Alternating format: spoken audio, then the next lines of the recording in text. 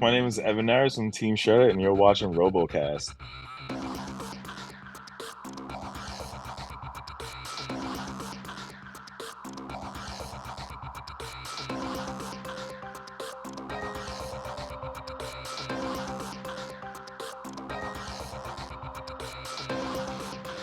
Hi everyone, my name is Sam64 and welcome back to the RoboCast with myself, Steve the American Killjoy, World of Woodrow DavidofSmeg, and joining us this week, as you would have heard from our intro, Evan Arias from Team Shreddit and Shreddit Bro. Evan, welcome. How are you doing?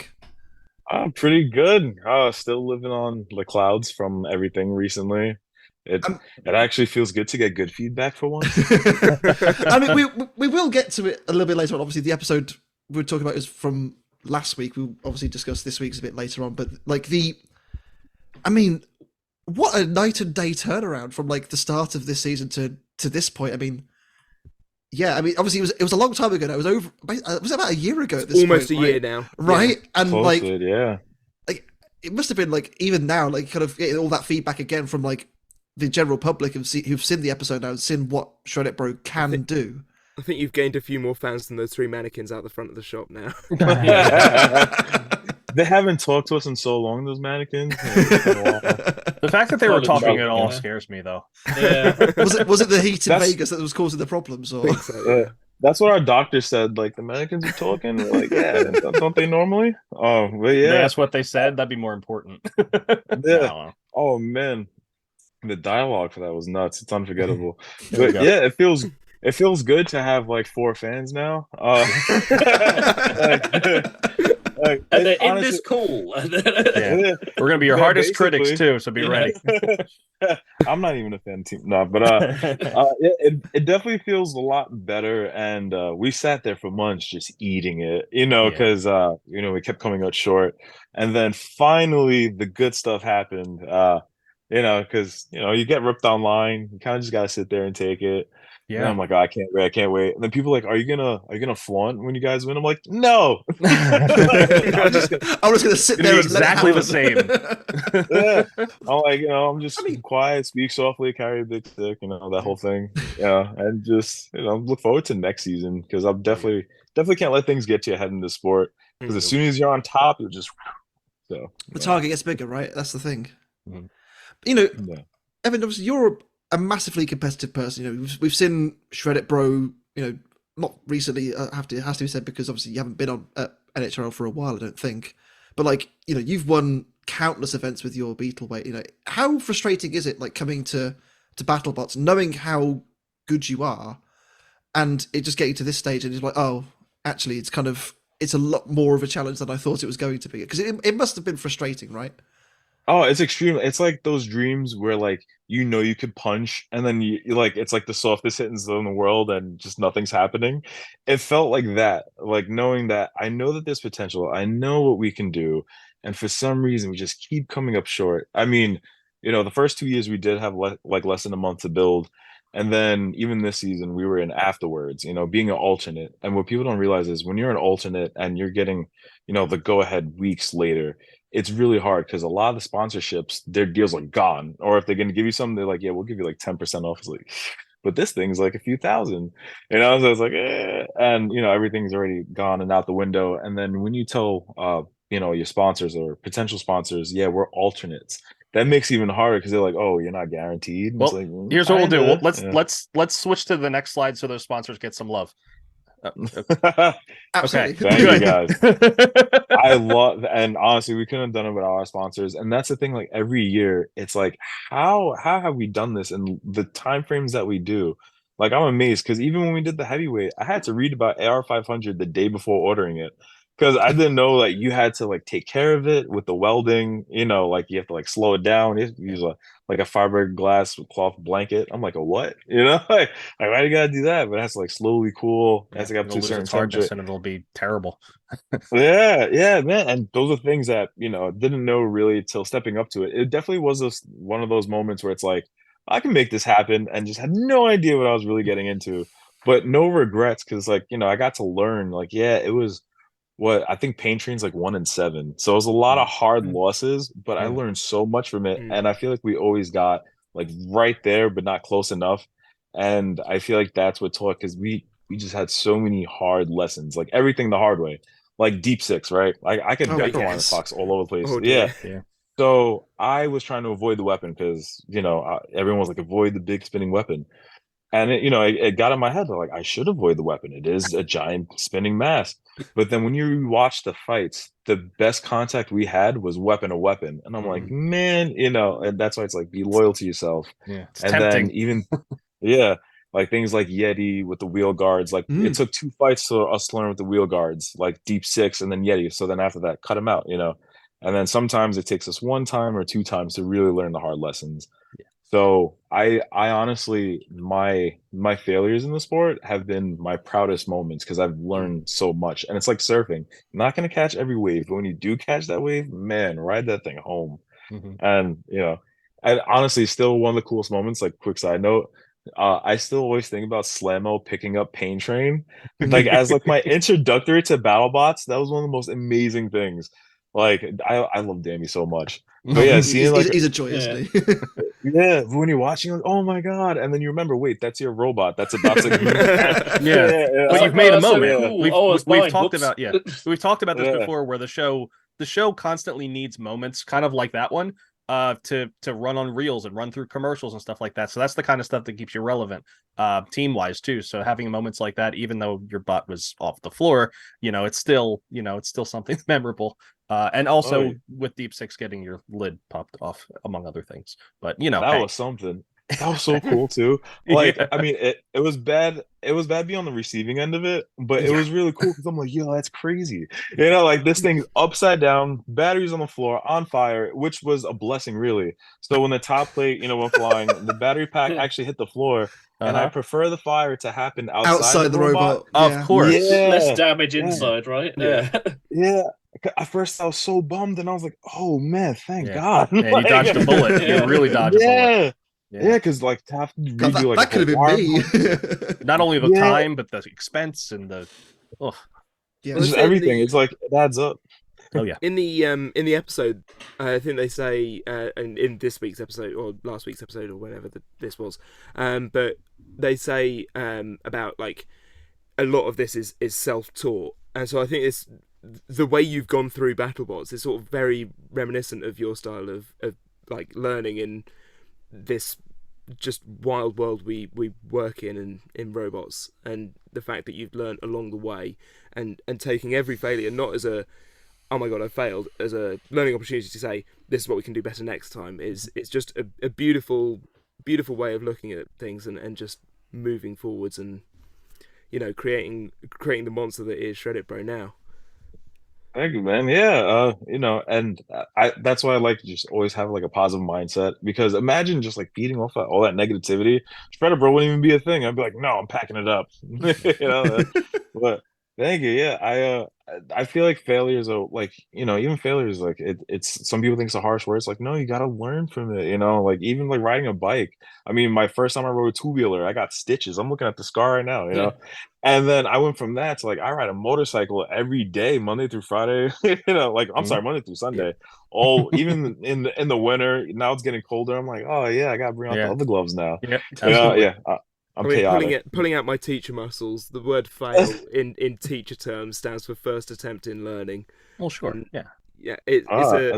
it's such a oh god, shut up. But it's true. It's like it's not a bad word because you can't get better if you don't. Have you need to make the mistakes first, don't you? Like you can't like. It's very rare that you kind of turn up and are just like unbelievably talented at something out of the box, right? You have to have like that kind of learning curve. Even Endgame had its troubles early on. Yeah, exactly. Perfect example. And look at that. Yeah, look at it now, right? Yeah, exactly. We have had some questions from listeners. I kind of asked one which was from Seth Petra earlier, which kind of similar. So we'll skip that one from earlier on. But we'll move on to the Robot Lover on Discord, who asks, how do you guys feel about the difference, about the change between Pain Train to Shreddit Bro, and do you still have Pain Train? Oh yeah, so Pain Train still lives with me. I got all 3 robots right now. Shreddit Bro's under my bed. And for anyone who wants to know, we want to see when you like look under your bed in the morning. It's like, oh my goodness, well, how did that get under there? Yeah, I got a lightweight under my bed. It's been there for ages. It's weird because like the top plate, because I have like the top plate off, so I could like roll out of my bed, knock on it, and be like, "Ah, good morning." That's really cool. But it's so awesome. Especially with Pain Train, I like the two-wheel drive. I would say the biggest change for me was from two-wheel drive to four-wheel drive because I've always wanted to do it personally. Cause I don't know, yeah, you have all the reasons, right? Which everybody knows about, that stability. But what I really liked about Pain Train was the drifting ability. I kind of like, doing a little Tokyo drift around robots and just the control. It's like I'm used to that because of 3 pound Shredder Bro. And then translating over to four-wheel drive, the first time ever for me was Shredder Bro, the heavyweight, and man, I loved it. It feels planted. I feel glued to the ground. Like there's no like all the movements. Well, when it was working properly, felt the way it should.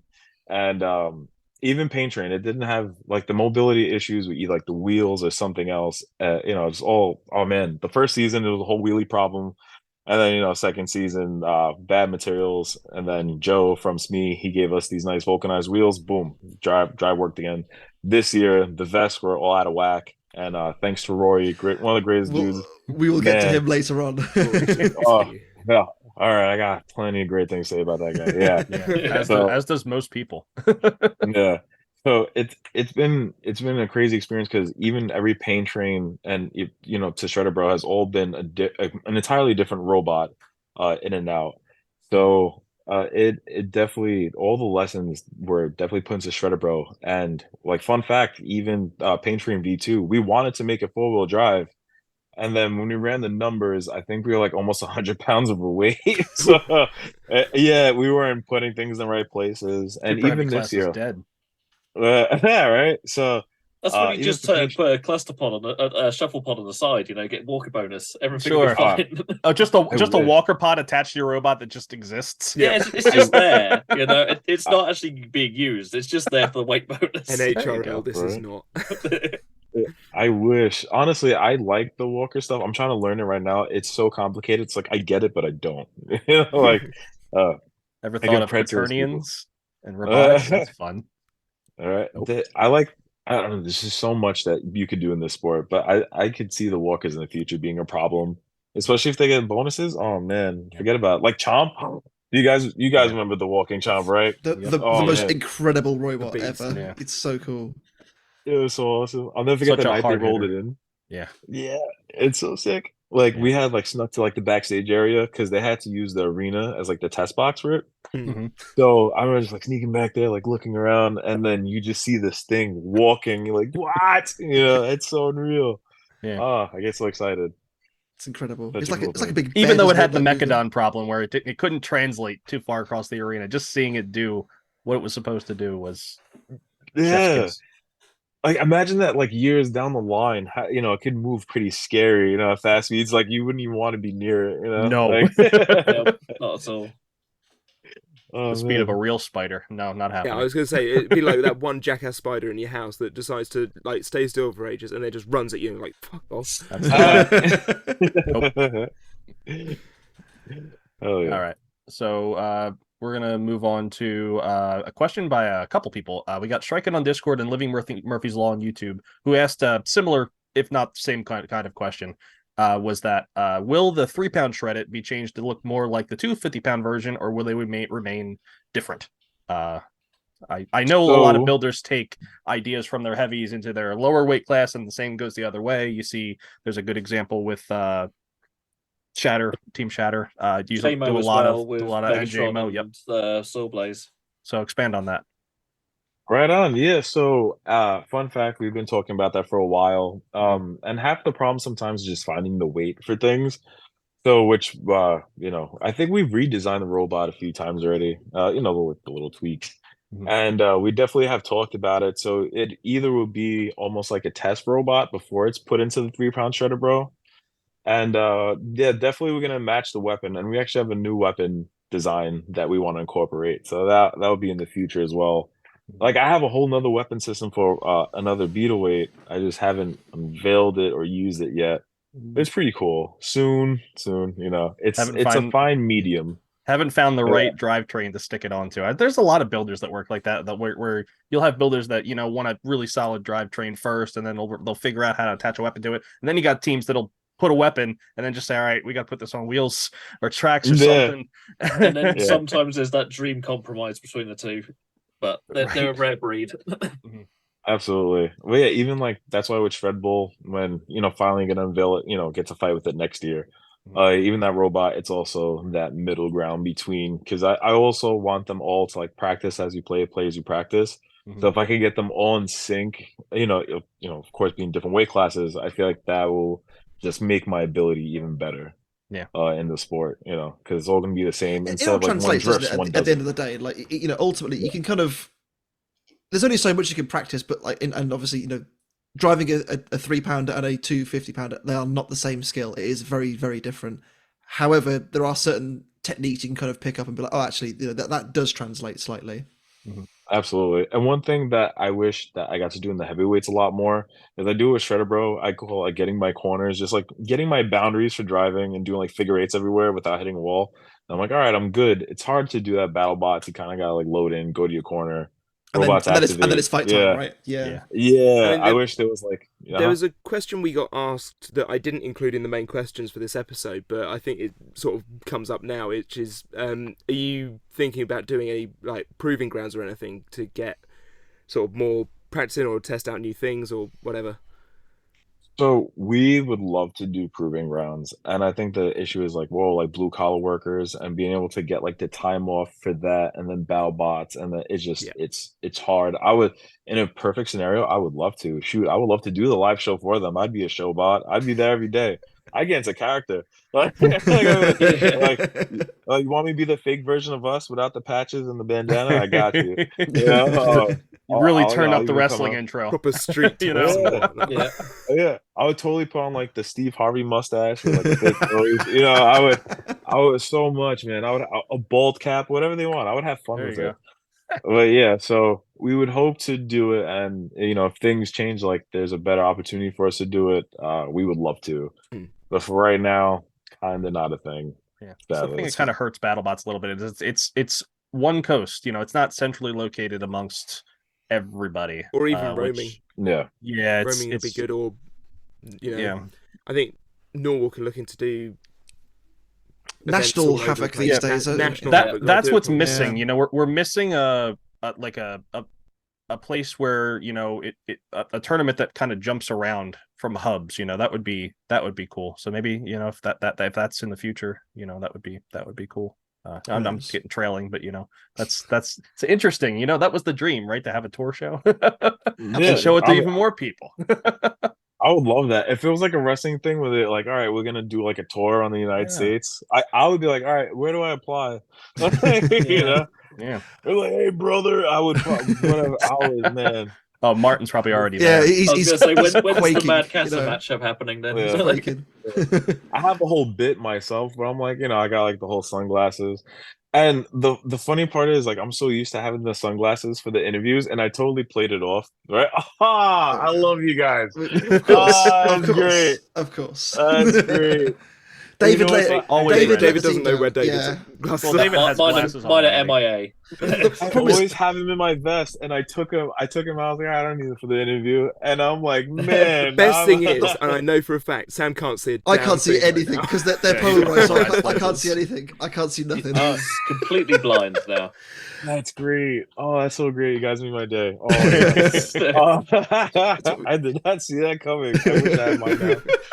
They've been prepping. We'll save it for the future interviews, I guess. For those audio listeners, we all just put sunglasses. We did. There you go. Yes. Get four of the crew here, at least. Yes, definitely. Everybody, including David, definitely. Yes. I just closed my eyes. That's what I do. Yeah. Shall we talk about some fights? Yeah. Should we, before we start there, should we talk about Champions just briefly, how it works? It's different from the main season. If anybody's not familiar. It's different from Bounty Hunters as well, because there's no bounty. There's no gatekeeper anymore. It's basically 8 robots go down to 1, and then the 1 goes through to the Field of Champions. It's kind of like Bounty Hunters last year, except anybody ever seen Robot Wars and Extreme with the All Stars? It's not and challenge belt kind of thing. Yeah, it's got a similar feel. You got 3 spots for the former champions. Tombstone fell off because Ray hurt himself and couldn't show up. Thus, we have our new champion, Sawboys. We have the three champions of the last 3 seasons, which is quite nice, really. I think so. We got Sawblaze, Tantrum, and Endgame. Waiting for 5 others to join them. We'll find out who this week's was. Let's... I wonder who could it be? Don't know. Odds on Skorpios. No. Well, I mean, if you were a betting boy, you'd probably say Skorpios was the favourite to. I mean, we'll get on to betting later on because. I mean, holy cow! Christ. Let's see. Shreddit Bro is 2-2 in the regular season. Then you have Skorpios, which was 2-2, but made the round of 32, and then their season ended early.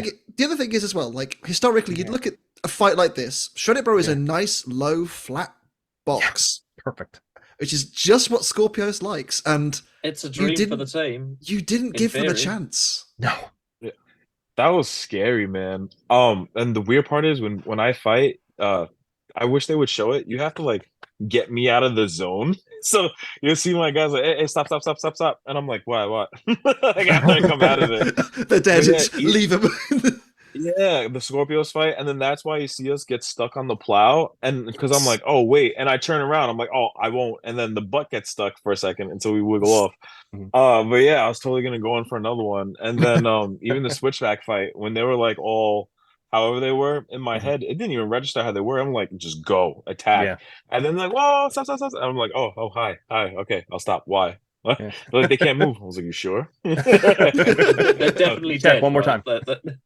Yeah. So and then so I think by the Valkyrie fight, you see me pull off for a second, and it's because I thought they were dead, and then I come back. I'm like, you see, this is why I am the way I am.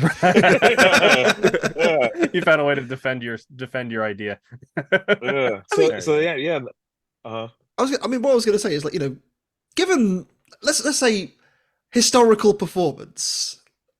Like, do you go into this with like fight with dread of like Skorpio's just going to cut me open, or do you think, do you know what, I may as well send what I've got and see what happens, and then the results are the results? Yeah, so I kind of go like in my head, I go into it like fresh, like an etch and sketch, like I got this, because I feel like you could definitely psych yourself out before a fight. It's really easy. You can just go to the YouTube comment section about your previous season and say, yeah. Oh man, I've made that mistake before. But just like that, exactly. Yeah. So even going to a fight like them, I had to really like weigh it out. Like, all right, we have a fresh shot. It's all or nothing. If the drive messes up, fine. If the weapon messes up, it's whatever. Like just like in the Lucky fight, the weapon didn't start up. I'm like, all right, anything could happen. Anything goes. Just give it all you got. What do you got to lose, right? Exactly. And then that's why, as it progresses, I didn't get to watch it yet myself. Like besides like at the watch party, the audio was bad in the bar. But it like my attitude about things changed. Like even the sunglasses thing, right? Usually I already have them on, but I'm in shock of winning them. I'm like, oh wait, and that's how I play it off. I'm like, oh, I got you. Give me a second, because I'm completely forgetting. Right? It's almost like new ground. They're like, we're doing good. This is fine.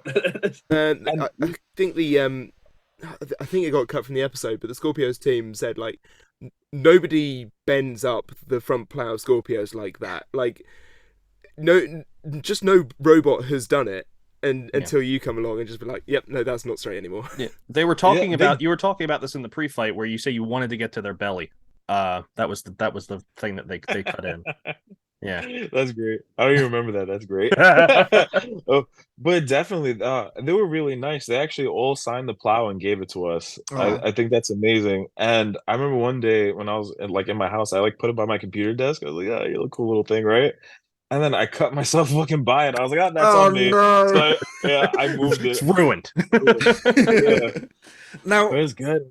I do have to bring something else up here, because recently there has been an update from Skorpios, because they actually have a new team member, don't they, David? I don't know who you're on about, Sam. I don't know at all. Who may or may not be on that team now. I mean, at the time you weren't, but looking back now, how devastated are you to go out to Shreddit Bro? Yeah. As a member of Team Skorpios representing them in this fight, how'd it go? So there's interesting pre-fight stuff on this, and they covered it on the page. That just after they got the robot ready to go, they had a fire, and the fire just gutted the robot out completely. So, like, for a rare scenario, they had to, like, strip out everything. Everything was charred. So, like, what we were talking about earlier with, it's fine, the fire's outside the robot, it's fine. Right. The fire was very much inside the robot, so we were discussing this earlier in the week. Like, it takes a special breed of person to not look at that and go, well, that's done. We're done. Like, what do we do now? I think we were talking about Kraken earlier in the season, or like in season 7, who had 2 fires before a fight. Like, just the mentality of recovering from that is like, we've burnt it to the ground, right? Rebuilds it, put it in the box, burns down again. It's like, Jesus, put it back together again. Here we go. It's fair play to the team to get it back up and running. And in the session that it was meant to be done, I don't believe it was in the fight order that was meant to happen, but at least they got it in the same session. So fair play. And like that kind of stuff is still going to be in the back of your mind going into a fight. Like you can do what you can, but at this point, there's still the exhaustion. The little book of Broken Dreams is in any old order of basically just how it was recorded. Like Sin City Slugfest fights as they went. Me and David actually, so Steve had long gone since then. Steve was lost on the various different airports. I might have been sleeping at Dallas Fort Airport at this point. Well, obviously me and David don't know the brackets at this point, and so we're just trying to work out when they're doing the post-fight interviews. It's like, you've got this person next, or you've got the winner of this match next. We're just trying to build the brackets as they go, and it's tough at that point. I will say, this fight also introduced different something for Kenny to do in this part of the series. His top tips. Kenny's edge and Kenny's key. So what was it this time? So the key was plow the bro. Plow the bro. I feel like that's a subtitle and a spoiler warning. It doesn't get any better next week. Trust me. But anyway, it really doesn't. We introduced money lines, which for us Americans is interesting because this is a pre-recorded show. Because there was no live betting, which would be interesting, but they don't have that. Despite the amount of times that Bill Dwyer said bet on these fights before they record. I mean, amongst yourselves, sure. I don't remember if we've spoken about this already. There was one session that all three of us were there for, and there were 2 people in front of us, and at every fight they were having like a $10 bet on who would win. This was on the Ripperoni night. This was on the Ripperoni night. It was a bad night to start making bets. Yeah. And there's just 2 guys who'd come off the street and were like, yeah, we'll watch BattleBots, sure. And they were just sat there saying, right, $10 on that robot, fine, I'll go with the other one. And they were just passing this money back and forth all night. It was great. I'd forgotten about that. Yeah, that was funny. Looking back at it, Well, if they had used this line, I mean they had Skorpios at a -230. That's like a 70% lost edge. Money. That's a 70% edge. They Evan, what is your response to the bets makers and the bookies saying that you're basically only 30% chance to win? What's funny? Even in the builders, you get to see what everyone's gonna bet. Not bet, you could do a poll who you think's gonna win. Right. Man, that stuff hurts. From that. Yeah. Yeah. Oh, it doesn't feel good. Oh man, every poll, nope. And they're like, Shreddit Bro, absolutely not. But you were the chronic underdogs all throughout this episode, and it must have felt even better when you started getting that run going, right? Yeah. It was unbelievable. I felt like I was in a dream. I stopped making my pre-fight jokes. They didn't play any of our pre-fight stuff, but I always have those funny lines like Yeti Spaghetti, all that fun stuff. Mm-hmm. So I was giving it, and then when it came to that whole run, I was like, I have nothing to say. I can't even joke around because when I talk smack, I don't mean any of it. It's just fun. Of course. But when it came to that, I'm like, yo, I'm still putting this together myself right now. What's going on? We're winning. You always say you're gonna win, but doing it though. Yeah. Well, it felt unreal. We got a question actually before, going into this fight from Cry's Games on the Discord saying what changes were there between like Champions 2 and Season 7? Because like we know there's only like a very short time frame on that because of like recording, but as far as the audience, it's months. It's fine. You just go home, right? You've just been there in Vegas for a year. Had months of hours to go for it, and right. I've been idling. I've been under the arena eating sandwiches. Yeah. Yeah. At least some of that time was spent at a bar. Oh man, that night was awesome. Oh yeah, so I could answer it with like 3 different letters, and it's a 4-letter word. RORY. Rory happened, and he was one of the best things that could ever happen to the sport, to this team. It was, he changed a lot, and for a lot of people too. Like they even had like a sign-up list of like, yo, if you need help, go to Rory, go to Ellis, and man, Ellis is another dude too, man. Another awesome guy. I know that not only was there some disease going through possibly the pits, there was also a firmware bug going through everybody with these vests. It's been a while since we've seen BattleBots, but yes, when Season 7 was happening. Was it the latest update? Yeah, so he had a flashback. From what he said, he basically has to undo everyone's updates on everyone's vests, and that fixed a lot of things. And he said basically just don't update anything. Yeah, definitely helped. Yeah, and it's nuts because we spend. I mean, you guys saw the Horizon fight. The what was the one after that? The not ominous fight that was cut. Yeah. They're like, all right. Anyways, we're gonna play this. We're just gonna talk about the main event over like this fight. So rude. Yeah, that hurt. It hurt. I think that was like when you're the first person that they've done this to, be like, all right, maybe it's in my head. Oh, hi, Chewie. And then you see it happen. It hurts, and like everyone's messaging you about it. It's like, all right, I know, like they don't like us, or they think this fight's whack. Well, which is a little wrong. Yeah, they did start this episode saying like this could be the last time we see Evan and his team. They start to do that TV thing. But it's fine because he followed this helpline. There you go. I've still got the whiteboard on my phone. We need at the end of the season. I reckon we post that whiteboard because it's a beautiful masterpiece. It's gold. It's absolute gold for that whiteboard. Yeah, man. So with them, I would say with Rory and the team hard at work, that's what made the robot. That's what made the change, and it was just that one thing that we had to get going, and that I feel like that's what bothered me too. Because like I know my ability, I know I can drive, I know that they've put in the hours, I put in the hours. We've all done the work. What is going on? And it was those silly vests. So. Yeah, after that change, like even in the fight against Valkyrie, I was back to my normal self. I was like, "Oh, no weapon, no problem. Let me just keep ramming my face." I've done this before. Yeah, exactly. That's my go-to. So when it was like even like the ominous fight, I'm sitting there struggling. You have Roy actually figured it out too. He showed me. The front wheels had startup torque. Yes, they had startup torque, but they couldn't get up to speed. And then the rear ones had no startup torque but could catch speed. So that's why it's like constantly fighting itself the whole time. And I'm like, holy moly, as he's like going through it. And I felt like, man, like I felt it was my first day on the job. He's a cheat code. He is such a cheat code. He really is. Like, I mean, my own team, Trinity Death Flamingo, we have a lot of like affiliation with Rory. He's a top bloke. He has helped us immeasurably with both versions of our robot. And like, just like, the little things that he just kind of like, he just sees things differently. And like the vests that we've had in that robot have never gone wrong. Touch wood. Now I've said that's almost certainly going to happen. But like, you've ruined it now for extreme. As far as I'm aware, they've never like had a catastrophic failure, or like at no point would we be like, oh, we've been wanting for issues with drive or whatever else. It's just been seamless, and I've no doubt it's thanks to his Midas touch, if you like. He's just. I mean, we'll get to him a little bit later on. There's something that he deserves later on, but yeah, he did actually also leave a question for this episode. He did. If you sorted the drive gearing out. Yes. That's simple. Yes.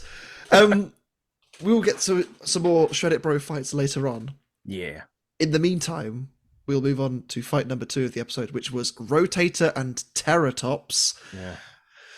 Kind of one-way traffic, really, wasn't it? Terrortops didn't really get going. At recording, this fight seemed a lot closer than it was. I think it's because this was the first fight that they actually recorded. This was Champions. So that's the behind the scenes we have, and it definitely felt like Terrortops was a bit more in the fight, but it wasn't. It was. Rotator just surgical and just kind of pulled it apart slowly, really, didn't They it? had a drive locked up very early on, and that just did them in. I reckon they've done a lot of learning as well, Terrortops, from their experience at Season 7. And Robo Games as well. From there as well. Yeah, Robo Games. I mean, they looked like they had improved a lot at Robo Games. Yeah, semi-final there. You know, yeah, exactly. I'm sure they're going to come back with something awesome. I really hope they do get in this time because I really like this robot. I really like the vibes. I really like the design. I love the team gear. The whole like Jurassic Park archaeologist. Yes. Vibe. Yeah. It's just a nicely put together theming for this robot, and it's a reasonably decent robot. It's not the last time we'll get to see it this season. There's a whiteboard, at least one, I think, that they are in. So, yeah, that's still to look forward to. If you're a BattleBot supporter on Facebook, then you can go and watch it now. But, if not, why aren't you? Yeah, it's a good fight. You're welcome, Greg. Yeah, it's interesting because this is a bot that, you know, it has shades of Whiplash, but shades of this year's Big Dill, where it has the weapon not connected to the lifting arm, where it's kind of got that different flavor where you can lift up the bot and the weapon stays there. Yeah, go ahead. It's trying to hit your underside. Yes. It's what we were trying to work out, like early doors, is what is this robot trying to do, and it's trying to lift you up so it can hit the vulnerable bits underneath. Really clever design. Really like it.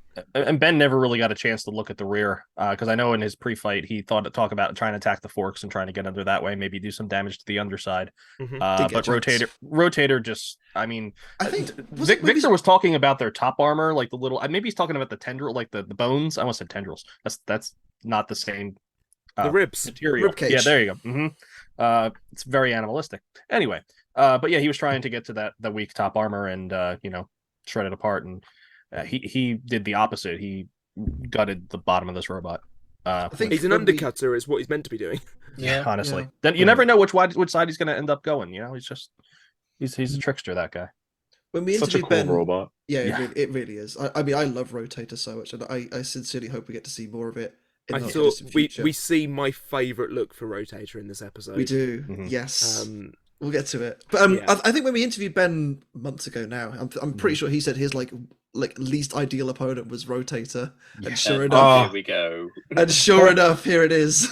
You say those sorts of words around production, you're getting that robot. 100%. Yeah. I was gonna say production heard that. I was like, okay. Yeah, you got it. Say that. You shall receive this person, and then yeah. You know, Victor Soto. Ultimately, you know, Terrortops has kind of come in as a complete new build and is fighting a very, very, very seasoned, highly regarded robot in Rotator, and the master tactician, and didn't disgrace itself. It didn't just get hit once and just die immediately. You know, it took a beating and then eventually it did get worn down and die. But like it's certainly shown its stuff, and obviously, you know, it's RoboGames' performance this year. I think they got a really good chance of getting accepted as a full entrant next year, but we'll have to obviously wait and see. It's already come a long way from being the bot that was up against Slamo and entered the arena 3 times and won that fight, but it took some time for, you know, to actually start to, you know, do it's less full of Nevada desert now. Yeah, yes, that's important. It's always important to make sure that all the sand is poured out. They really did do some archaeology in that robot. It's a shame because most of the chips inside them are silicon based, so it's like it's just trying to make it more. You know, it doesn't quite work like it's that. Skipping a step. It's got to go to the clean room first and then go into the robot. I mean, don't forget, Rusty is still a sandcastle at this point. You know, I think they might have left it there. It's still there. It's still out in the sand, still buried out there, building castles to this with day. Killer Hertz axe. It is exactly. Oh, dear. Not much else to say about this. There really isn't. Let's move on quickly before we get sidetracked even more. Love you, Ben. Love you, Victor. Okay, bye. To Switchback and Kraken, a weird pairing. Is it though? I mean, they're pretty. I mean, if you they're squint, similar, yeah. They're articulating verts at the end articulating with little forks out the front, and if you were, you know, one goes up, orange, one goes if you were red-green colorblind, you kind of look similar. I guess. I don't know, man. No. Jevon, are they similar? No, they don't look the same. No, this is somebody who is. So yeah, that's why. That's orange is different. Yeah. Kraken's had a season, hasn't it? It's been a learning year, hasn't it? I think Kraken just wants to go home. Matt doesn't care about the score at the end of the day. This is all testing for him. Like, this season was a big test for the new Kraken. Lots went wrong, some bits went right, and he'll go away. He'll make it upsettingly awesome, I imagine, and it'll probably win next season. Who knows? I mean, we already know he's sorted out this wheel trouble that he had in the main season for next year. Like, he's going to make him out of something non-shreddable. I have to ask. Something Brazil related. Yes, I have to ask Evan. Obviously, you fought the winner of this fight. Did you know who you were fighting? Like, was it kind of a bracket beforehand, or was it kind of okay? You're fighting them next because reasons. And if you had have known, which would you have preferred to fight? If I could prefer, see, like when we were going along, you know, you kind of like waiting to see who we fight. So then you're like, you know, you're anxiously like, all right, who's going to be the one? But if I had to choose, I wouldn't have switched it. It would be cool to fight Kraken, but at the same time, he could do some damage to us. You know, like that's the thing. Yeah, I think Kraken has more of that overhead kind of thing where Switchback can do that, but with Kraken, it was designed in a sense to be an overhead weapon. Once again, your flat top is just juicy for a weapon like that to cut through.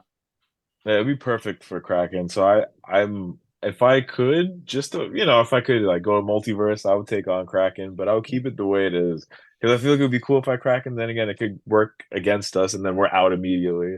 Yeah, if you're going to the multiverse, there's got to be one where you won BattleBots already. Yeah, I want to go there with the first paint train. Yeah, season 5 champions, absolute paint train, limbs. You know? Paint train BattleBots champion, season 5. Oh goodness me! Man. What else? My goal for this season. Yeah. Right? Oh man, the weapon doesn't eject. That was the killing blow in the final. That it just throws the weapon at endgame. Launches it at endgame.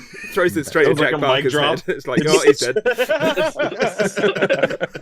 I don't need this. Goodness me. Robot just rolls away. I would like to visit that place one day. But, poor Kraken. I mean, didn't really stand the chance in this fight. I mean, Switchback properly bullied it, didn't it? Really? Yeah. It was like.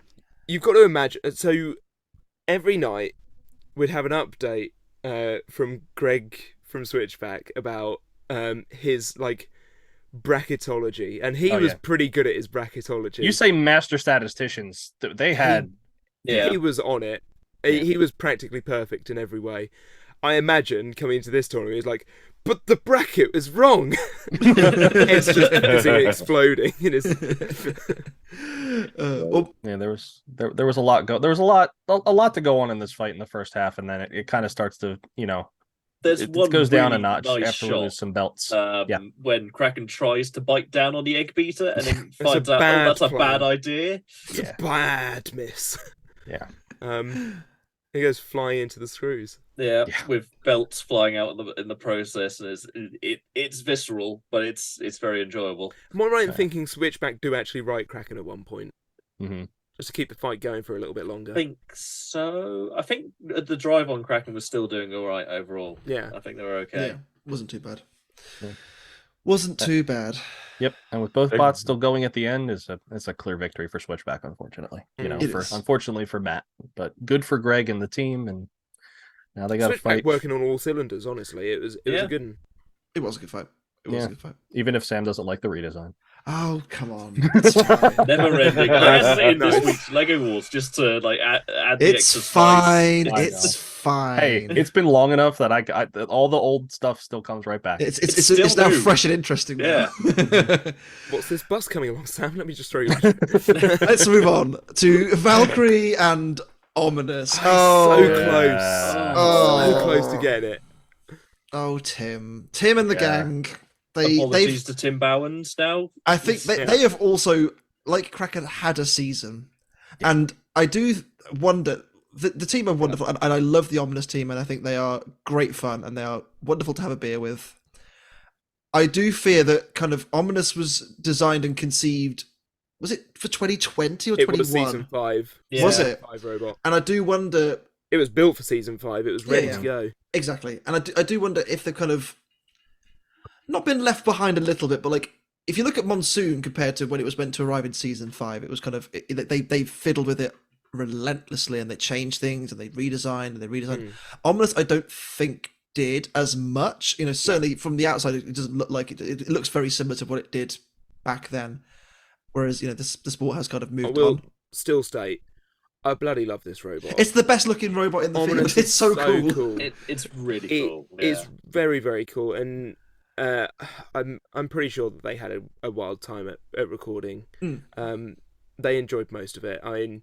Evan, you've fought them. You had that fight, and it deserves more airtime than it got. So, yeah. What are your thoughts on Ominous? I really like Ominous. But like the thing is, like when I see robots like that, I'm like, wow, you really thought outside the box, because there's no one here who looks like this at all. And honestly, I wish I had like a 3D printed model of it. I think I want to do that. Like everyone who I fought just had like little 3D printed robots of them. I think they have got a £1 version of it. Yeah, that was what he's practicing driving with, because the big one's big. Yeah. Yes. Yeah, that's sure? heavy. Heavyweights do be heavy, right? This is why people listen to us, because for the technical insight of big ROMs are big. Yeah, it's not far away. It is actually big. Yeah. Technical insight, a technical change that happens in this fight is they got a big old front plow on the front of this thing. It's ready to go out in the snow. Good choice. Yeah, it was a very good choice. It held up almost all the way through this fight. Until it didn't. I do wonder if it would have been better with a bit more of a wedge, though. Like, definitely, I think the angle of it, it could have done with just. Here we are in our armchairs, but a little bit more angle, a little bit more help the engagement. Right. It's one of those things that for next season they could prepare for that, because it's like it's not until after it all goes down you're like, okay, I could do this differently. Like I hope I have a wedge next season. Yes. Yeah. That was a question we had for later on, but good. That's good. Reality in 2018 is like, it was good. It wasn't great.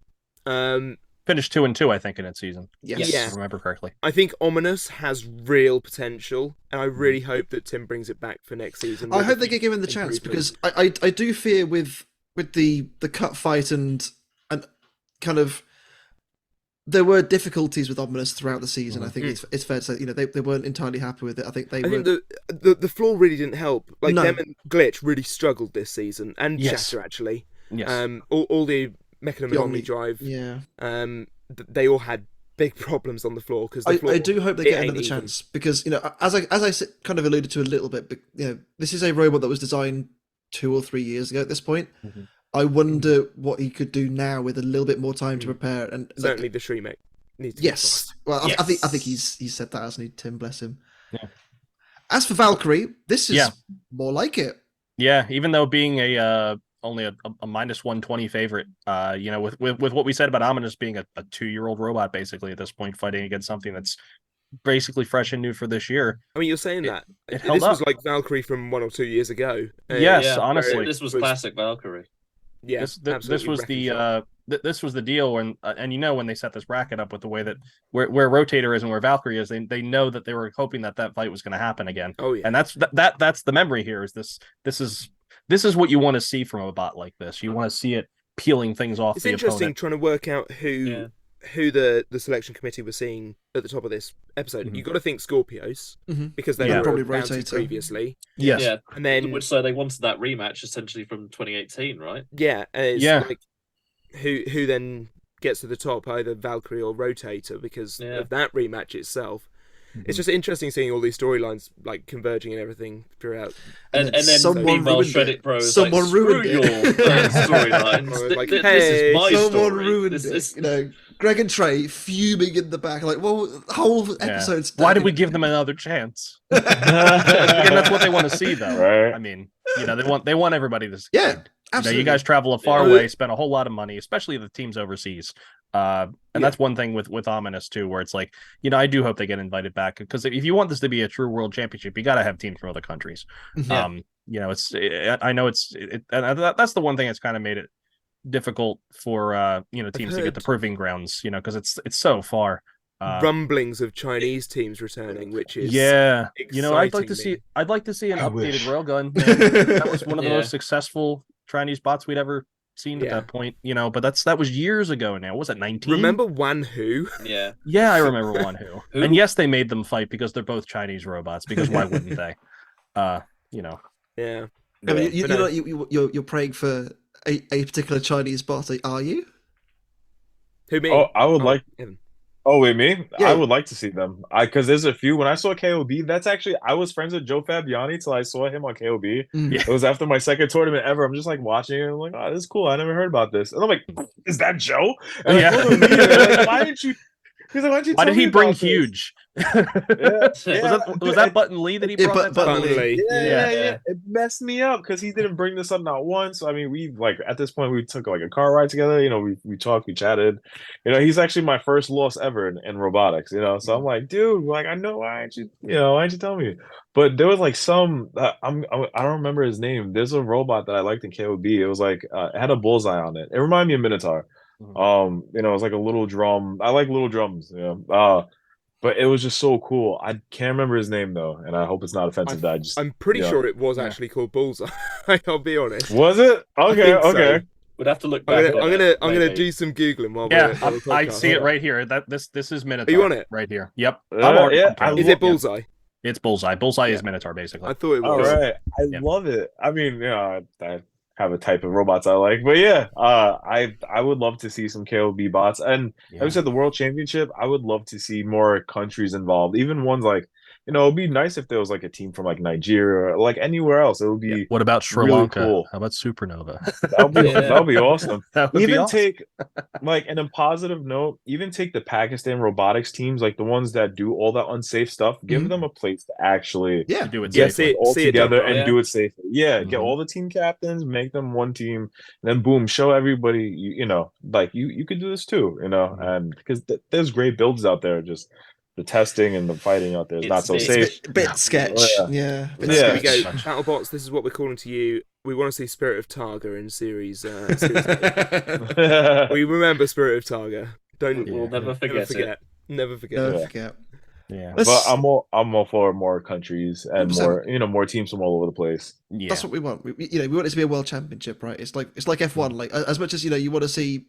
There are 3 races in the States, at the moment, but you want to see races in Singapore. You want to see races in, Japan, the UK, it Germany, helps justify the World Championship tag. Exactly. Yeah. I feel like I've taken us completely off of topic, but I'm. It has. Really, we're still talking about Ominous, and they're now out. Long story short, we want World Championship now. Let's World Championship now. We'll move on. We'll move on to fight number 5. Yeah. But Valkyrie with the knockout rips the plate off, and rollers go everywhere, and it's rough. It's a rough ending. It's like they were waiting for that kill shot. And it's like it was brutal. It was brutal when it came. Let's talk about Shreddit Bro and Switchback. Okay, so I was saying before you got here, Evan, I run a Robot Wars club in my school, and it's obviously become like one of the fights of the week for BattleBots on YouTube. I've been showing the kids this fight, and just every time that I show the kids that final hit, they're just like, ooh. It's beautiful, and every time I'm just like, and that's death. Switchback's done. Bruh. Yeah, bro. Like I said, like even with that fight, I zoned all the way in. Even when they were flying, flew up, in my head it didn't register. Like I'm not like watching it. No. I'm just like waiting for the orange to land again. And that's when everyone's like, stop. They get me out of it. But that was one fight that I didn't expect it to go that way. Like if you go in like, all right, I got this. You have to be confident in your plan of just let's go at him.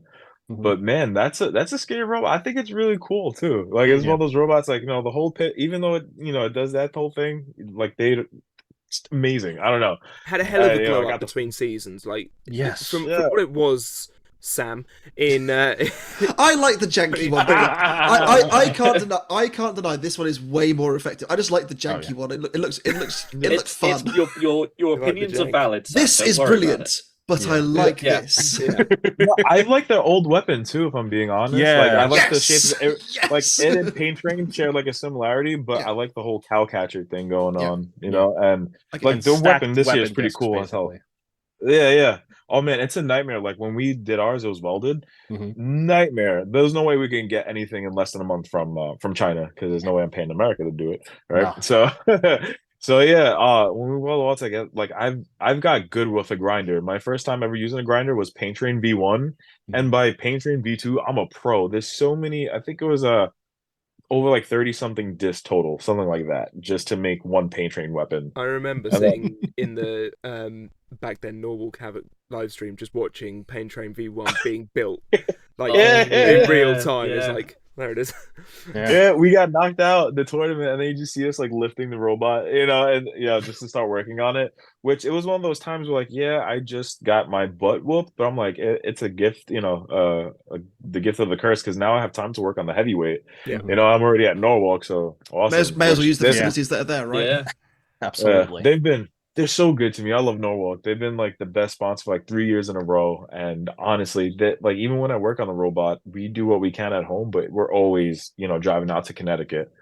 Yeah, that which is also chaotic. But yeah, Switchback, man. Love them. But they're really cool. You love them so much that you made it easier for them to take the robot home. Yeah. Yeah. You basically made it easier to ship. I have to give them credit. They helped us out a lot. Just to give them a quick shout out, after that fight, we were running out of like weapon shafts. So they actually we took, I think it was a piece of ours and a piece of theirs. We had like the same type of shaft, and we actually welded it together after that fight. And that's what happened, because at the end of that fight your weapon is bouncing off the floor a hell of a lot. And what happened at the end there in that final big hit? I wish I could tell you. No, so like with the robot and how we had it, we didn't really have like, because if I'm not mistaken, that fight we didn't have forks, right? So the clearance was a bit of an issue, and then when you have like a little bit of everything being unbalanced, that thing's just like even in testing the first day. I do remember Luke telling us about test in the test box and just doing damage to the test box floor the whole time. Yeah, we got first blood on the test box floor. It might be in the AMA. I can get my guys. Hopefully, they could drop a link. That we like ripped up nice little like shavings and pieces of the floor. The guys took them home, because what are they gonna do with it? But yeah. So yeah, we had to rebuild after that. That was bad. But I feel like that was like another thing that was like the gift of the curse, because we didn't have much clearance, but at the same time you can't get under us if there's no clearance to get, right? Like this thing's just gonna go do until it calms itself down. As someone who has run a Beetleweight drum bot that did exactly the same thing, fight after fight after fight, though it was slightly annoying. Yeah, it happens. I mean, nothing's bad as Paint Train V1 and the wheelies. Like in my head, it can't get worse than this. Like I'd rather smack the floor than do one of these the whole time. Yeah, it's a normal bot problem. Bent weapon shafts. Yeah. Oh man, and in a lot of fights we went through shafts like crazy. So which a lot of people don't know at home, our weapon shafts, there was like a little air gap where it would bolt in, and then that's where we would always have like our bends and the weapon would stop spinning. Which it's the worst. And what's even worse is trying to figure out how to get that thing out. So also shout out to the Tantrum team. Thank you so much, Aaron. We were rolling our robot to their pit so often, like I became like a regular. Press. It's like, hey, their press. Oh my god, I put it on my list. Well, we're on the phone that I'm using, but I have it in my notepads, like list for next year. Mad Catter let us use their breaker bars. We actually replaced the one that we broke. So breaker bars, the press, that's a necessity.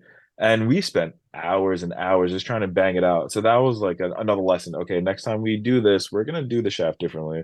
Because losing a shaft almost like every other fight, that's not ideal. The sharp cross-section chain really makes it so that the shear at that point, and just any forces at that point, it's just it's asking a lot out of that little bit of material in comparison to the rest of the shaft.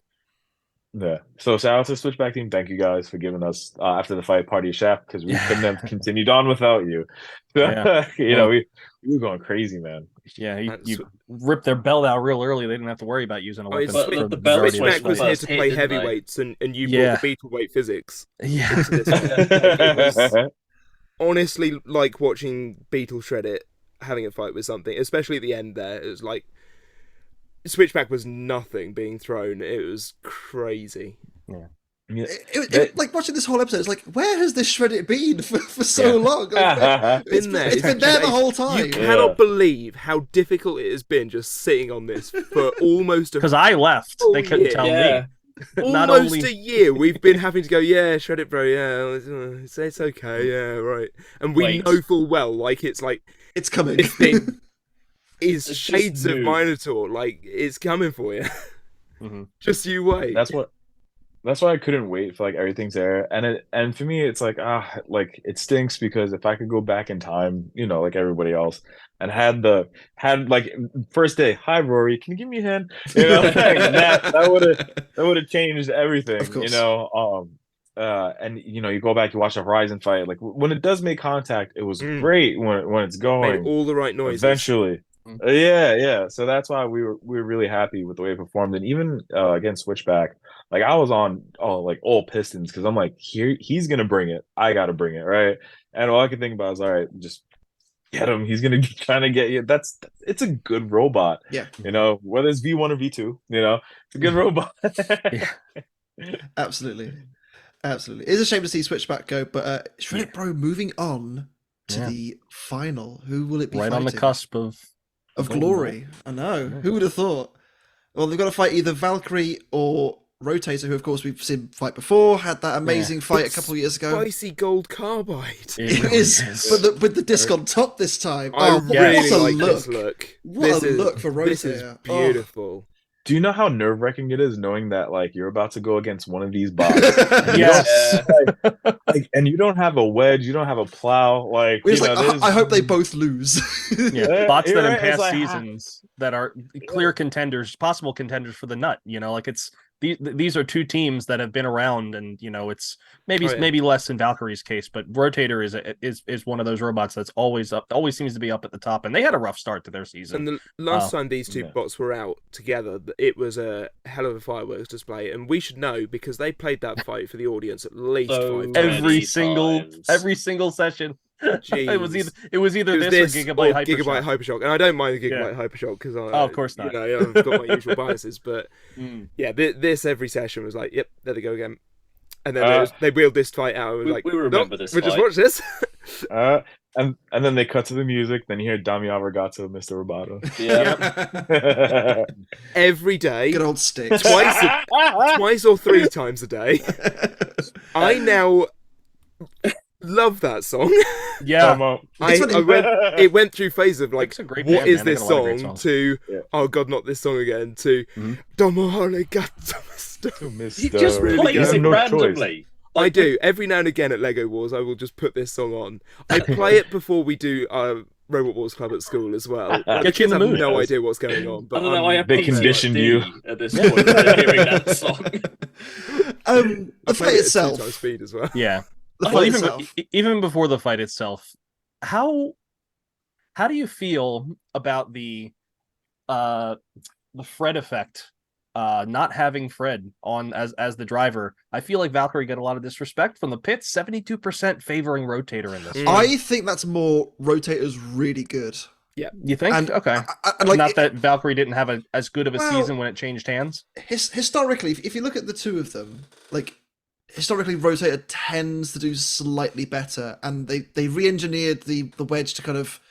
I mean, we saw it against Captain Shredderator last season. Like it can withstand the horizontals now, but Valkyrie just did exactly what it did last time, just tore it apart. It's completely just not a good matchup for Rotator, is it? Like Valkyrie's got the better reach. The new wedge setup on the back looked really cool, and it looked like it was about to work until you remember that Valkyrie's an undercutter, and it just goes straight into the wheels on the way down. It's like just shreds it. Well, that's curtains.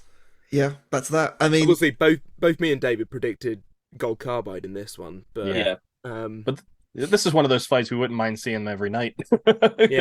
You'd get something different. This look for Rotator, I love this look for Rotator. Oh man, it just looks so good. Yeah, but it didn't cut the mustard, unfortunately. I mean, it's also interesting that he went a lot more aggressive this time. He went weapon first almost straight away. You know what it is, and I just thought of it now. It's very Surgeon General, very much Comedy Central area Surgeon General with the big disc and the way the wheels are. I mean, the wedge is kind of, I think, opposite, unless I don't know, I can't remember. But yeah, it's got that kind of angled down where it kind of, it's not fully horizontal where it has a place to dig in. But I don't know. And they were gunning for the wheels, and they just couldn't find them. They managed to get the side armor off, and then just couldn't find that wheel again. Lucy did a phenomenal job. Yeah, she drove it phenomenally well. I mean, we shouldn't doubt because she's so good. Like, Kablooey Tango wins basically every month at Norwalk, right? Honestly, literally every month they turn up and just win. Free practice with another undercutter, that one, and hot leaf juice, and it's like this is what she drives. Tango Kablooey is their new one, isn't it? I think it's. That's it. Yeah. I feel like it's all like the chess you play, especially like the mental chess going into a fight. Like you're already thinking, I have to get the wheels, the wheel guards. They're gonna try to do this, so I gotta do that. And that's why I go in blank because I'm like, no, you guys play chess checkers. I'm gonna play kickball. I'm just gonna be like, that's a robot. I want to hit it. You fully take the Yeti, like smash. Yeah, just smash.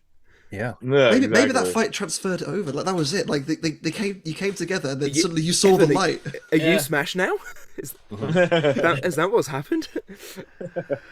I give a lot of credit to both those teams because even like the mental gymnastics, and then even during the fight when you see your plans not working and you're both like these sick cutters, and oh my god, no, I'm glad I'm not behind the sticks of either robot, but at the same time, I wish because that's so cool. It's another 3-minute beatdown, and it's twice now that this fight has been excellent. Yeah, and you can't take away the fact that Valkyrie has now beaten Rotator twice. It has got Rotator's number well and truly, hasn't it? Yeah, maybe if there's a world where Rotator doesn't use those primo wheelchair tires, which have been around for a long time, maybe something solid. I don't know. I know we spoke about like the disrespect from perhaps the 72%, but Victor went in not underestimating Valkyrie. He knows how hard it can hit, and it doesn't matter who's driving it. He looked worried going into this fight. You don't see Victor rattled.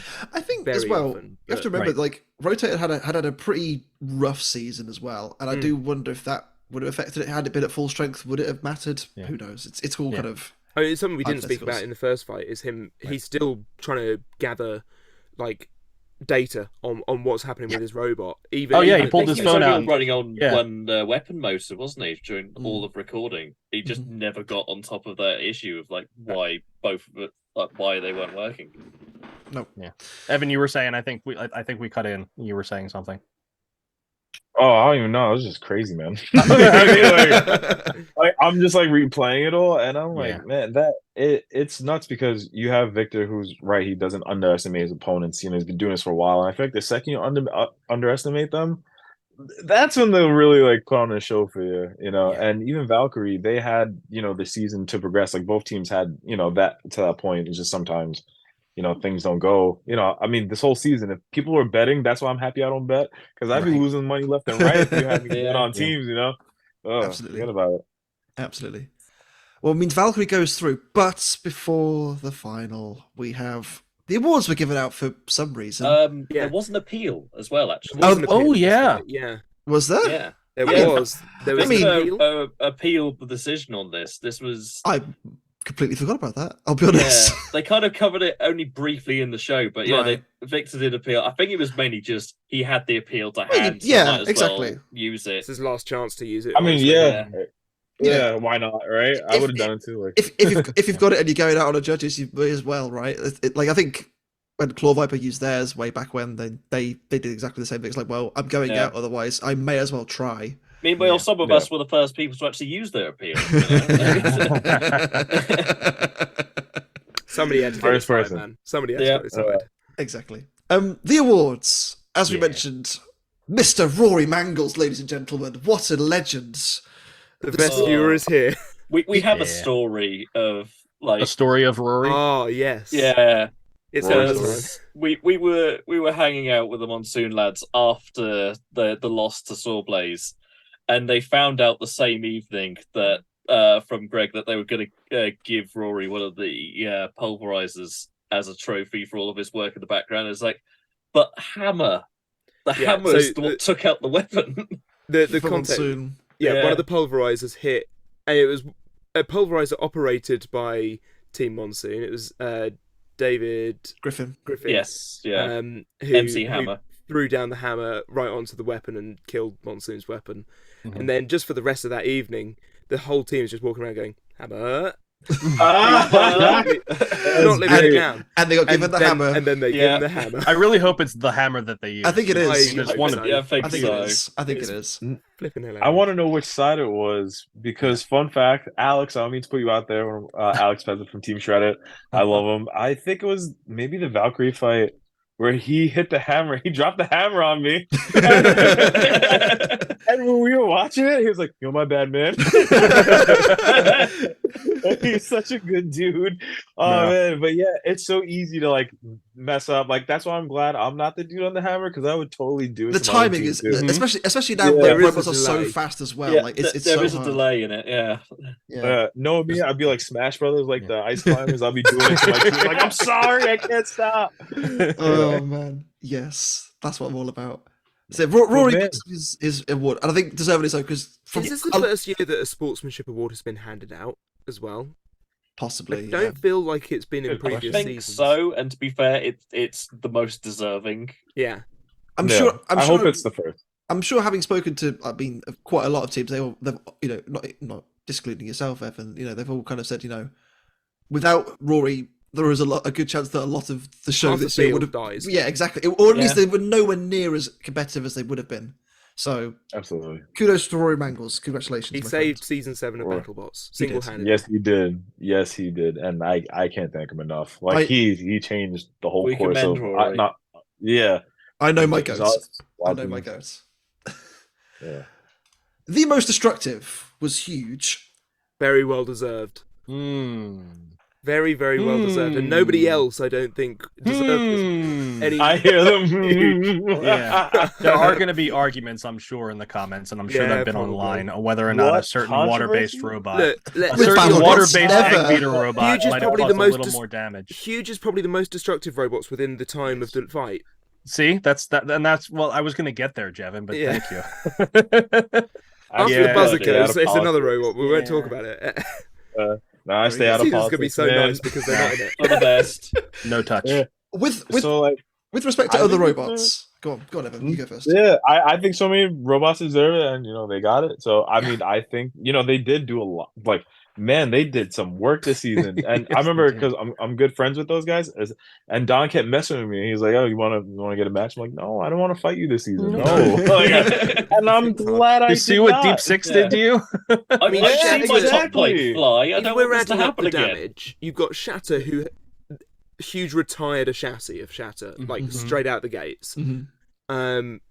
Witch Doctor was absolutely ruined at the end. They retired a Skorpios chassis as well. They lobotomied Blip. They lobotomied Blip. They lobotomied Fusion.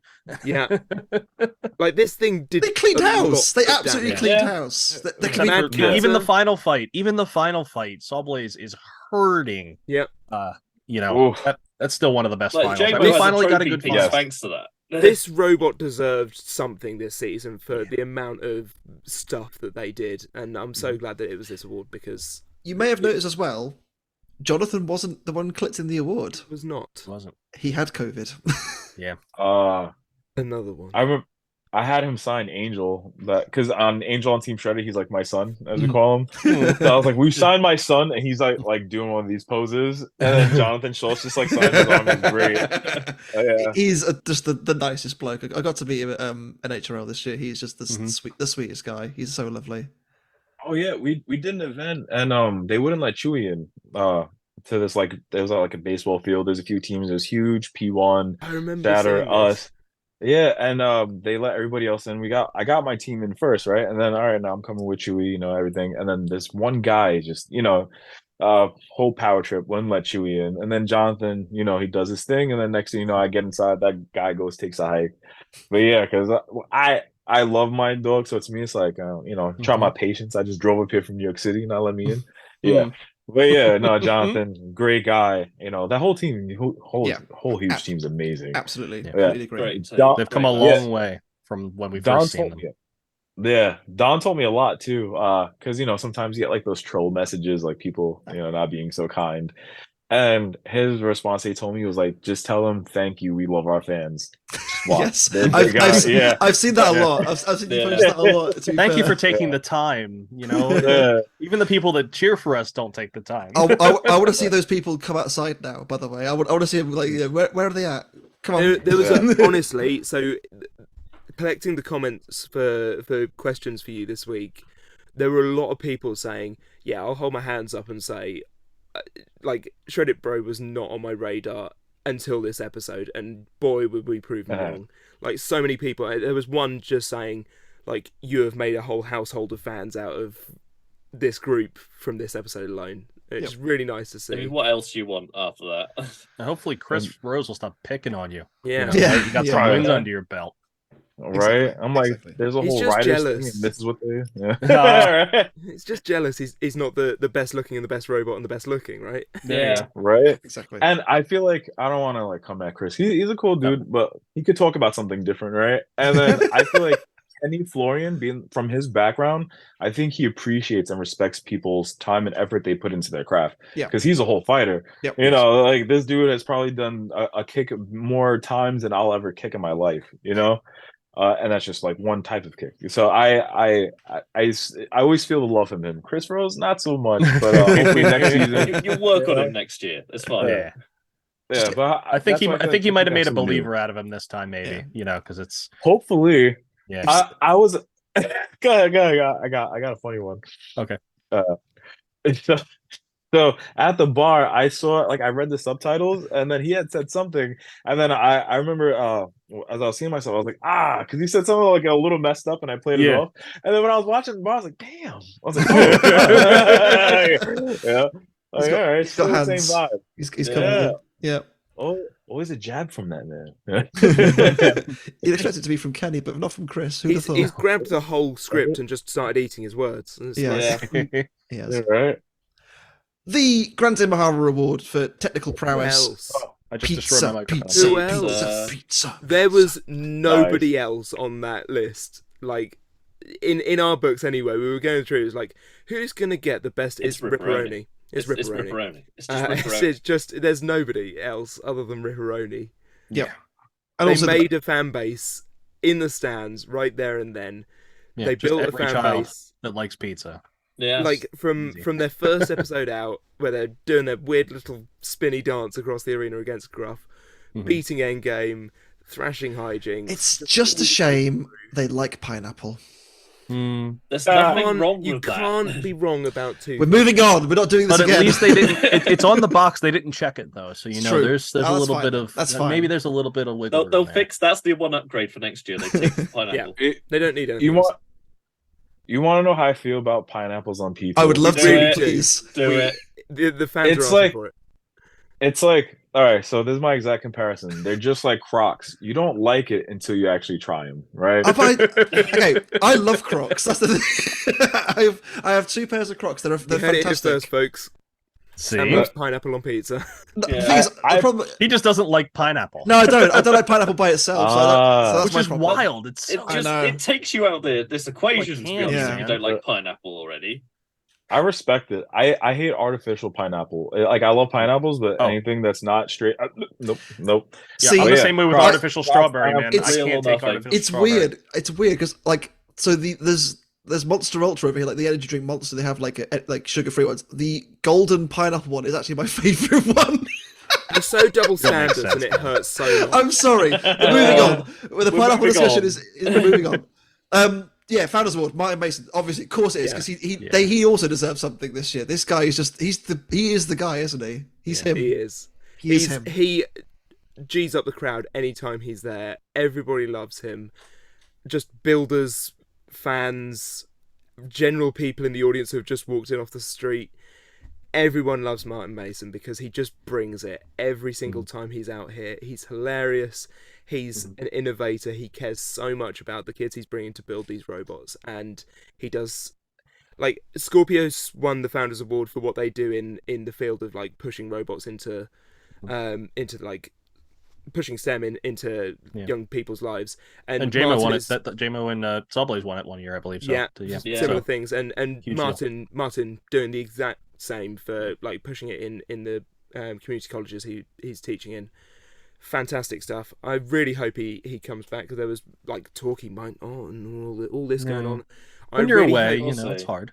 Really hope he comes back, perhaps just as a guiding voice and as a person to G up the audience, because everybody needs the hype man that is Martin Mason in their lives. I occasionally, on a dark day, find that dubstep Martin Mason clip, slap it on, and just instant improvement. You can't be upset if you see that, right? It's just it's not possible. It's not possible. Well, he deserves it just for the amount of sore throat sweets he has to go through, like just each recording. Have we gone through the joke of him snorting lozenges? We can now. I can't remember if we discussed it or not, but that was the running theory. On that note, let's move on before we get taken down, because I feel like we've delayed long enough, because we've reached the final of the Slugfest. Who would have said at the start of this episode, Shreddit Bro versus Valkyrie? Nobody. Not one of you. The term bracket busted is thrown around a lot. There was, when you look at this one. After the fight between Shreddit Bro and Skorpios, I remember a conversation between me and David saying, right, that's the last time we sleep on Shreddit Bro. And it paid off in the other fights, because we went for you, Evan, and you pulled through for us. So there we are. That trust me, it was mind blowing on my end. And you don't even know, like, I forgot that the weapon goes out in the fight till we watched it, and then it brought me back to like, oh yeah, like that's a scary moment, like when your thing stops spinning. So yeah, they did not make it easy, and I'm glad. Although there was like a maneuver that did in the fight that I was like, oh hell yeah. But outside of that, I was on edge. That robot, it's a big scary robot, and they earned their slot. They showed, hey, listen, we got it to where we want it. You also earned yours. Now I bring up the betting odds from the beginning of this episode, as you were a minus 230 to your first opponent in Skorpios. At this point, you get to this point, and against Valkyrie, a proven veteran, you're a minus 110. So it's basically a pick'em. You proved your worth up to this point. I also think it's really nice that both Shreddit Bro and Valkyrie were 2-2 robots that got passed up for the tournament bracket. Yeah. And so for both robots to make it through to the final of the first Slugfest episode just shows like that is true. You can hit with the rest. Yeah, we had 3 tournament bots not make it this far. Switchback at 3-1, and then Skorpios and Rotator at 2-2, all lost in the round of 32. But yeah, these are 2 non-tournament bots that made their way through a grueling bracket. Yeah, right. And I feel like I love that we were the ones that made it there, because it shows them we selected your top 32 wrong. You could have picked us, but I get there it. There was a 3 a.m. phone call after we spent our night with you in the pub to Sam, that the following morning where I'm feeling so ill afterwards after the amount that I've sunk that night. By morning you mean afternoon, right? Because it was afternoon. Was no morning. Steve had gone. We didn't see Steve. He'd gone home, and I just pop out of my room and like, David, I've seen the round of 32 bracket. It's not great, because we were sure that Shreddit Bro would make it in with the 2-2 record, and with the stylish win over Overhaul, we were like, come on now. But yeah, no, to see you get to this stage in the Sin City Slugfest, it was poetry. It felt unreal, especially from all the hiccups to Can't Drive against Horizon, to the next one, Ominous. It's like, just still not dialed in. And then we finally get the drive working, but then the weapon cuts off against Lucky. It doesn't even start up. Gets toasted. Yeah. Became a whole phrase. Yeah. And even like, we rolled that bad boy out. We got like pins and stickers of that now. I think it's really cool. And finally against Overhaul, now it's getting there and showing what it was, and that's why I'm really happy that we did get like that second chance. Almost feels like a tournament when you have like, it doesn't even feel like the losers bracket, because it's its own separate thing. Yes. And that's what I really liked about it, and it gave everyone a second shot. You're here for 2 weeks, right? Or however many. 2-ish weeks. Yeah, You guys get there a year. little You go early. there every A week whole just to do year. fights. Yeah. Yeah, and then the whole Golden Bolt, that whole tournament, that's all in one day. So yeah, all 3 of those fights, very long night. Definitely all in one day. Yeah. Yes. But yes, absolutely. I have to say, watching this fight, there are a few good pops at the start, and then, as you say, the weapon does die eventually, and then your bulkheads at the front kind of start to peel away slightly. The way Valkyrie starts hitting it, you're like, oh no, like Valkyrie's just like starting to get ahead of steam now, and then suddenly the fight turns again, and like Valkyrie just dies. Drive is suddenly very unhappy, and it's just the spinner keeping it going around. Yeah, they did. I always want to fight a horizontal, and they did a really good job because I was like, all right, well, how far can we get? Especially not having like a wedge or a plow. That definitely was like replaying my mind. Like, when I do this with the 3-pound, this is what I usually roll with. So I don't have the advantage. They do. They have the nice openings, and the TPU held up surprisingly. Which is awesome. I think I could see more TPU in the heavyweights slowly being introduced. It really did a good job. But yeah, our frame in the front, where it's supposed to be straight on the uprights, by the bottom, they go like, it's like a cross, isn't it? And it's such a perfect like dent, and it's really cool. Because it's AR 500 half inch, like how? Yeah, back to the press, back to get this straightened out. But it's Valkyrie. But that's why I'm very happy with the way it performed, even without the plow, because that shows me, oh man, this could be a whole different fight if we have the right tools next time. And I think that's one thing for next season. We want the weight, and even this season, the whole weight distribution was off. We actually had to put extra weights in the back of the robot. By the light, you could see like a stack of weight, just because it's like everything's kind of messed up. We're still like not extremely underweight, but we have the weight to play with it. But the distribution not working out. So eventually we did get it going, and that's why hopefully next year we could get everything the way we want it. So did you put from very fight 1, smaller wheels on the back as well? Yeah. Say again? Did you put like very slightly smaller wheels on the back of the robot for the? Oh no. Someone had actually asked me about the wheel difference. Yeah. It's very deceptive. They look smaller just from the fact that like maybe the color different. I don't know. It's one of those things where like if you have a picture with a gray spot up here and a gray spot down here, but the gray spot has a white background, and if you put the colors, they're similar. Like optical illusion. Sorry. That was a very visual gag. Podcast listeners are like, what the hell are you talking about? It could be that it was front heavy, because even someone had said like the front looks like it's like pivoting better, this and that. I'm like, well, it's front heavy.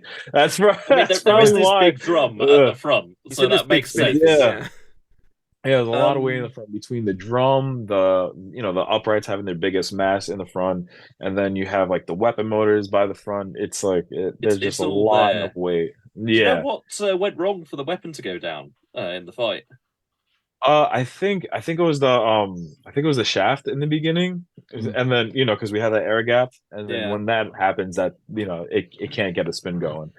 So that's why we're looking forward to next year, because if we take care of that problem, what can we do? Yeah, because it happened so many times, and it takes away, But my brain went to like, thankfully the plan B, like don't give up, just keep going. Maybe something will happen, maybe not. Shreddit Bro to the slaughter. This might be the last fight anyway. There, might as well just get beat up. Like, just retire the robot and have fun with this. If not, hooray! Well, exactly. I mean, it won't be the last fight with this robot because you won. You won the slugfest.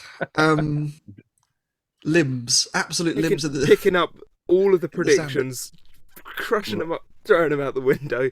All of Kenny's stupid predictions and his fucking numbers. And that's the thing. You weren't a favorite probably in any of your fights, even that last one. But hey, maybe everyone has counted out. Yeah, and I wish they would finally we got to see them play the chance of us coming out, because I let my voice out every single episode, but finally they played that. We did try and get the audience going as well. I was listening so intently for your Shreddits, and I was trying to I feel that's right. Yeah, and man, and even the post fight, they cut it. I actually pull Alex Priest next to me, and they cut that part completely out of the post fight interview at the end. And I pull him next to me because he's actually how I got into this, because I wanted to do it. Me and my co-captain Gennady, you know, and then I reached out to the Beataway group, and you know, no one has to get back to you, right? Or if they do, you know, they'll give you little bits or whatever you look for. But Alex Kreese gave me the whole everything I needed to like get going. Like this is Norwalk Havoc, blah blah, you know, all the NERC rules. And from there, I was able, you know, to get something going in a month. And it's been a curse the whole month thing, but you know.